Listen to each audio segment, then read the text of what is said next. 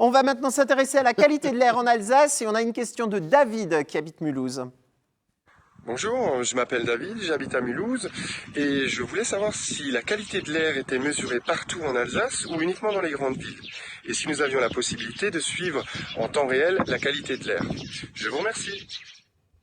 Avant de répondre, il me fait un peu penser au SAV qu'il y avait sur une autre chaîne, tu sais, Ah je ne oui. viens plus aux soirées. Bref, David nous demande si on peut mesurer la qualité de l'air un peu partout en Alsace. Non, la question ne s'adresse pas à vous, Jean-Philippe Pierre. On a un spécialiste quand même, Emmanuel Rivière. Est-ce qu'on a justement ces petites stations qui mesurent la qualité de l'air partout en Alsace ? Alors, on a une vingtaine de stations qui mesurent la qualité de l'air en Alsace, mais ce sont de grosses stations. Il y en a principalement dans les grandes villes, Strasbourg, Mulhouse, Colmar, Saint-Louis. On en a également dans les Vosges. On en a également quelques-unes de rurales, mais surtout, ce qu'on est en train de déployer, c'est ce qu'on appelle des microcapteurs qu'on met à disposition de la population, des gens. Et là, on commence à travailler de plus en plus avec ces petites stations portatives que chacun peut avoir chez lui ou avec lui. C'est-à-dire qu'on peut l'avoir sur son balcon.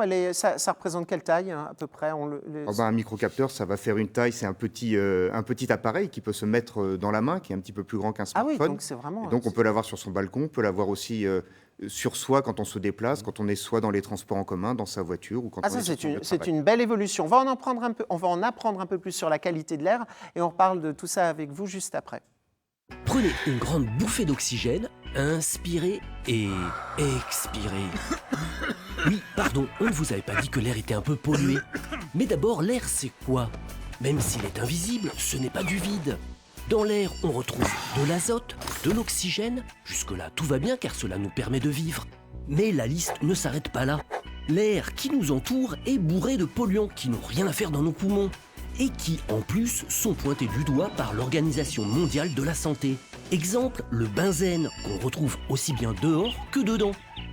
Et oui, vous avez bien entendu, dedans aussi. Un petit coup de spray désodorisant pour éliminer les odeurs et hop, vous venez en une fraction de seconde de vaporiser du benzène dans votre maison. Pas le top quoi. Ce sont les contrôles de l'air dans les grandes villes qui nous permettent ce constat accablant. Et accrochez-vous, maladies cardiovasculaires, cancer des poumons, maladies pulmonaires chroniques, infections respiratoires. La pollution serait responsable de 67 000 décès par an en France et presque 9 millions dans le monde. C'est plus que le nombre de morts liés au tabac. Et même s'il paraîtrait que la situation s'améliore, 3 secteurs d'activité sont pointés du doigt. Le secteur résidentiel, car chauffer ça pollue, les activités industrielles, en raison notamment de leur quantité, et enfin, les transports avec les pots d'échappement, mais ça, on s'en doutait un peu, non? De quoi se dire?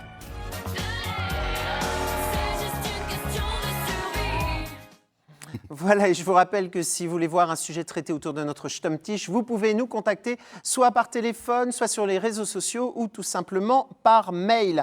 Le matin, quand on sort, on regarde la température qu'il va faire, le temps qu'il va faire. Est-ce que certains autour de ce Stammtisch s'intéressent à la qualité de l'air ? On a des tickets gratuits pour les trams quand la qualité de l'air est mauvaise, donc parfois ça m'intéresse de m'y intéresser. Non, pas gratuit, c'est un tarif unique pour la journée. Non, les transports sont gratuits parfois, quand vraiment la qualité de l'air est mauvaise. C'est vraiment... Voilà, Oui, bon. si. Mais justement, j'ai une question, parce que quand on se balade le matin et qu'il y a des embouteillages en ville, notamment quand tout le monde amène les gamins à l'école, est-ce que c'est vrai que dans l'habitacle de la voiture, c'est plus pollué que pour un piéton qui se balade dans la rue ? On a fait des mesures à la fois sur des cyclistes et dans des habitacles de voitures. C'est toujours plus pollué dans l'habitacle de voiture. Ça veut dire ouais. quoi qu'il faut, parce qu'il y a pourtant des filtres dans les voitures, il faudrait rouler les fenêtres ouvertes, ce serait mieux que de fermer la voiture, ou c'est le fait d'être sur la route avec d'autres voitures que du coup l'habitacle est C'est pollué? le fait d'être avec d'autres voitures sur la route et donc plutôt même que de rouler les fenêtres ouvertes. Si on en a la possibilité, évidemment, on fait autre chose que rouler en voiture. On se déplace à pied, on se déplace en vélo, on se déplace en transport en commun, on covoiture. Il y a très peu de gens dans les voitures. Il y a 1,04 personnes par voiture le matin pour aller au travail. C'est-à-dire que les voitures sont quasiment vides. Donc on covoiture et en plus quand on covoiture, c'est sympathique, on se fait des nouveaux amis. Et après, justement, la qualité d'air, vous parliez du déplacement à vélo. Lorsqu'on est sur son vélo, est-ce qu'on ne respire pas plus de pots d'échappement que lorsqu'on est dans sa voiture, justement confiné avec des filtres qui sont censés nous protéger? Justement, quand on est dans la voiture confinée, comme vous le dites, la pollution qui est rentrée dedans n'arrive plus à sortir. Vous respirez moins de pollution quand vous êtes sur le vélo. Ou à pied. D'autant plus quand vous êtes sur une piste cyclable qui est un petit peu à l'écart du trafic. Juste une dernière question. Dans ces stations qui mesurent la qualité de l'air, on mesure combien de substances différentes ? Alors c'est variable suivant les stations, mais en général on mesure de 2 à 4 polluants. Les principaux polluants aujourd'hui qui interrogent pour les impacts sur la santé, ce sont les particules, donc qui sont essentiellement dus aux installations de chauffage, en particulier chauffage bois dans des installations anciennes ou des foyers ouverts. Également les particules viennent du trafic, diesel en particulier, viennent également de l'industrie, mais également de l'agriculture. Et les deuxièmes grands polluants qui nous embêtent, ce sont les oxydes d'azote. Et eux, ils viennent très majoritairement du trafic routier. On parle beaucoup des voitures qui polluent en ville. On parle souvent de la ville, mais il y a aussi une pollution rurale, je pense. Ces derniers temps, on a parlé notamment des épandages aussi qui se faisaient. Est-ce que tous ces produits qui sont diffusés dans la nature sont pris aussi en compte ou vont être pris en compte par les stations de l'ATMO ? Alors on mesure la pollution en ville à proximité des routes, à proximité des industries depuis une quarantaine d'années, donc ça on le connaît très bien. Et c'est vrai que pour des grands polluants qui impactent la santé, les niveaux de concentration sont maximales dans les agglomérations, mais vous avez raison, il y a également une pollution en milieu rural, quand on épand certains produits phytosanitaires par exemple, qu'on commence à mesurer de plus en plus. Ça fait quelques années maintenant qu'on mesure tout ce qui est également émis dans les milieux agricoles, par exemple. Est-ce que la pollution, elle se déplace facilement ou est-ce que vraiment d'une rue à l'autre, ça change énormément ? Alors la pollution se déplace beaucoup. La pollution peut faire des centaines de kilomètres parfois. On peut récupérer des panaches de pollution qui viennent de très loin, comme on peut aussi transmettre nos panaches de pollution sur d'autres territoires qui sont également éloignés. Mais néanmoins, d'une rue à l'autre, on va avoir de très grandes différences. Et sur des grands axes routiers, sur les très grandes villes en Alsace, on va voir que quand on est autour d'une grande rue, d'un très grand axe de circulation, côté court, on a en général 50% de pollution en moins que quand on est côté rue. Alors, c'est bien que vous parliez de cours, parce que ça me fait penser aux écoles. On a tous vu ces mini-bouchons à la sortie des écoles avec les parents qui cherchent les enfants et qui ont la voiture qui reste allumée parce que l'hiver, ils ont froid, ils veulent rester au chaud dedans. Est-ce qu'on mesure la pollution autour des écoles ? Est-ce qu'on a une idée de cela ? Alors, on mesure la pollution à proximité de certaines écoles. On a des stations de mesure. Sur les 5 stations de mesure, par exemple, qui suivent en permanence la pollution sur le territoire de l'Eurométropole de Strasbourg, on en a une et bientôt 2 qui sont situées dans des cours d'école. Donc c'est quelque chose auquel on s'intéresse énormément.